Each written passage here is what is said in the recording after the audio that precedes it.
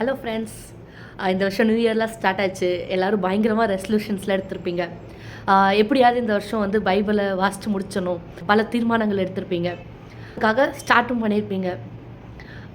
இந்த வருஷம் நான் ஒரு டிஃப்ரெண்ட்டாக ஒரு தீர்மானம் எடுத்தேன். நானும் உங்களை போல் நிறைய வாட்டி வந்து பைபிள் எப்படியாவது ஃபுல்லாக வாசித்து முடிச்சிடணும் அப்படின்னு தீர்மானம் எடுத்து நிறைய நாள் அதை பாதியில் விட்டுருக்கேன். நிறைய நாள் வந்து என்னால் கம்ப்ளீட் பண்ண முடியாமல் போயிருக்கு. நிறைய மெஸ்அப் பண்ணியிருக்கேன். சில நேரத்தில் கம்ப்ளீட்டும் பண்ணியிருக்கேன். ஆனால் அந்த கம்ப்ளீட் பண்ண டைம்லாம் நான் யோசித்து பார்த்தேன் அப்படின்னா, நான் எப்படியாவது இந்த வருஷம் அதை கம்ப்ளீட் பண்ணணும்னு நான் வேகமாக படிச்சிருக்கேன். கடவுள் நம்மக்கிட்ட என்ன பேச வராரு, நான் அதை வச்சு என்ன செய்யணும் அப்படின்றத நான் பெருசாக வந்து யோசித்து பார்க்கல.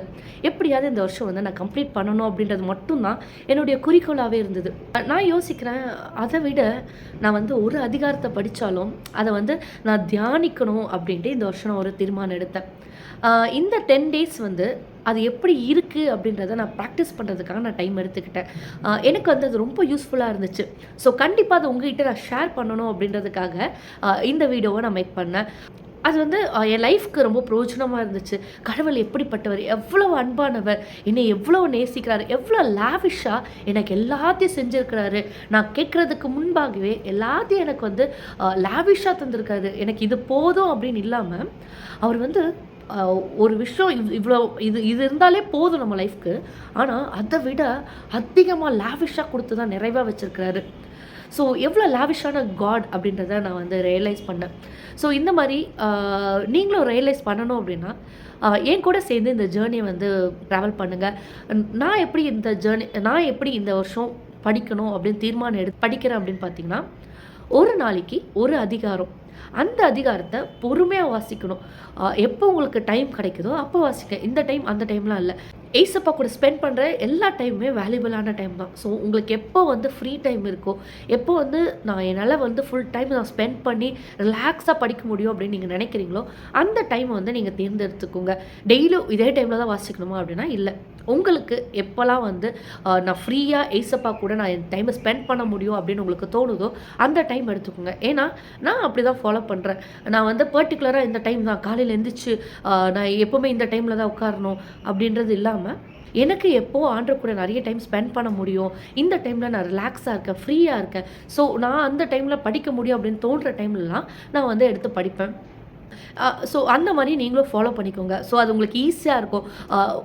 உங்கள் கூட வந்து கடவுள் கூட ஸ்பெண்ட் பண்ணுற டைம் வந்து உங்களுக்கு நிறைய நேரம் கிடைக்கும். உங்கள் மைண்டும் ஃப்ரீயாக இருக்கும்.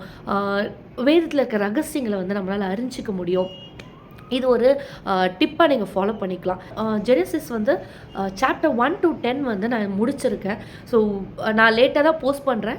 நீங்களும் வந்து இந்த வீக்கில் வந்து இந்த வீக்கெண்ட்குள்ளே அந்த ஒரு சாப்டர்ஸ் மட்டும் உங்களுக்கு டைம் இருக்கும்போது நீங்கள் கொஞ்சம் ஸ்பீடாக வாசிச்சுக்கோங்க.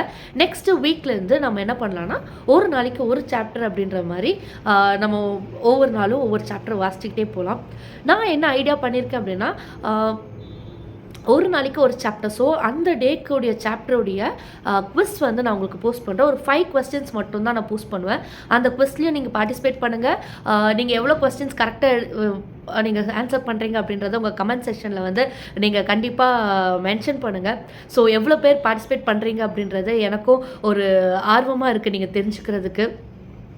என் கூட சேர்ந்து எவ்வளோ பேர் ட்ராவல் பண்ணுறீங்க அப்படின்றதையும் என்னால் அதுலேருந்து தெரிஞ்சுக்க முடியும். பைபிள் ஸ்டடியை நான் அதோடு நிறுத்தாமல் நான் வேற ஒரு விஷயத்தையும் நான் ஆட் ஆன் பண்ணேன். என்ன அப்படின்னு பார்த்தீங்கன்னா, நம்ம எல்லாரும் கிறிஸ்தவர்கள், நம்முடைய பேரை வச்சு இவங்க கிறிஸ்டியன்ஸ், நம்ம கிறிஸ்தவர்கள் அப்படின்ட்டு எல்லாரும் தெரிஞ்சிக்க முடியுது. ஆனால் ஒரு இடத்துல நம்ம காமனாக நிற்கும் போது நம்முடைய கேரக்டரை வச்சு இவர்கள் கிறிஸ்தவர்கள் அப்படின்ட்டு மற்றவங்களால கெஸ் பண்ண முடியுதா, இவங்க கூட ஏசப்பா இருக்கிறாங்க அப்படின்றத மற்றவங்க தெரிஞ்சுக்க முடியுதா அப்படின்னா, என்னையே கொஸ்டின் பண்ணிங்கன்னா எனக்கு ஒரு டவுட்டு தான். ஏன்னா நான் திடீர்னு சில நேரத்தில் பார்த்திங்கன்னா எனக்கு கோபங்கள் வரும், நான் ரொம்ப டவுனாக ஃபீல் பண்ணுவேன். இப்படி நிறையா நெகட்டிவிட்டிஸ் எனக்கும் இருக்கும்.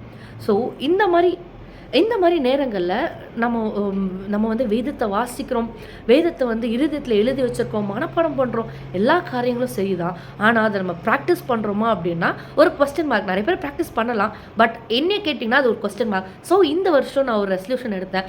நான் இந்த இயர் வந்து 52 வீக்ஸ் இருக்குது. ஸோ ஒரு 52 வேர்சஸ் எடுத்து அந்த வேர்சஸில் கடவுள் எப்படி நம்மளை வாழ சொல்லியிருக்காரு அப்படின்றத நான் படித்து அதை அந்த வீக் ஃபுல்லாக நான் ப்ராக்டிஸ் பண்ணணும் அப்படின்ற ஒரு தீர்மானத்தை எடுத்தேன். ஸோ நீங்களும் வந்து அதில் என் கூட ஜாயின் பண்ணிக்கலாம்.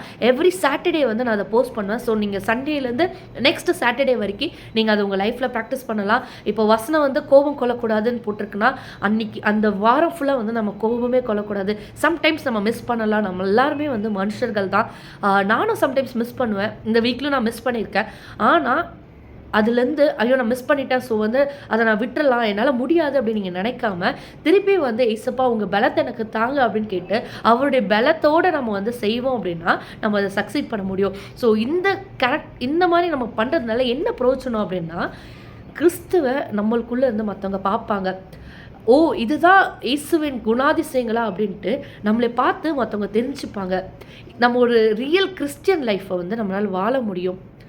அது வந்து மற்றவங்களுக்கு மட்டும் ஒரு பிளெஸ்ஸிங்ஸ் இல்லை, அது நம்மளுக்கும் பிளெஸ்ஸிங்ஸ், நம்ம ஃபேமிலிஸ்க்கும் பிளெஸ்ஸிங், நம்மளை சுற்றி இருக்க எல்லாருக்கும் அது ஒரு பிளெஸ்ஸிங்ஸாக அமையும். நம்ம வந்து அது ஏன் நம்ம ட்ரை பண்ணக்கூடாதுல்ல? நம்ம வேதத்தை வாசிச்சுட்டு ப்ரேயர் பண்ணிவிட்டு அப்படியே நம்ம லைஃப்பை லீட் பண்ணாமல் வேதம் என்ன சொல்லுதோ அதை போல் நான் நடப்பேன் அப்படின்ற ஒரு ஸ்டாண்டை நம்ம எடுத்து ஃபாலோ பண்ணி பார்க்கலாம் அப்படின்ற ஒரு சின்ன ஆசை எனக்கு இருந்தது.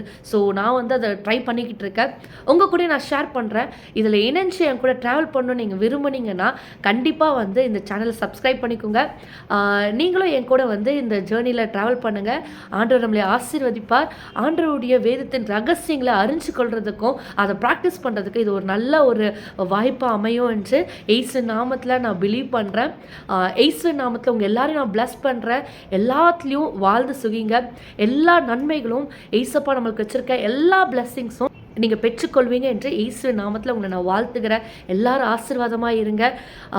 நல்ல சுகத்தோடு நல்ல பலத்தோடு நீடித்த ஆயுசு காலத்தோடு நம்ம எல்லாம் நிறைவாய் வாழ்வோம் என்று இயேசுவின் நாமத்தில் நான் உங்களை வாழ்த்துக்கிறேன். Be blessed.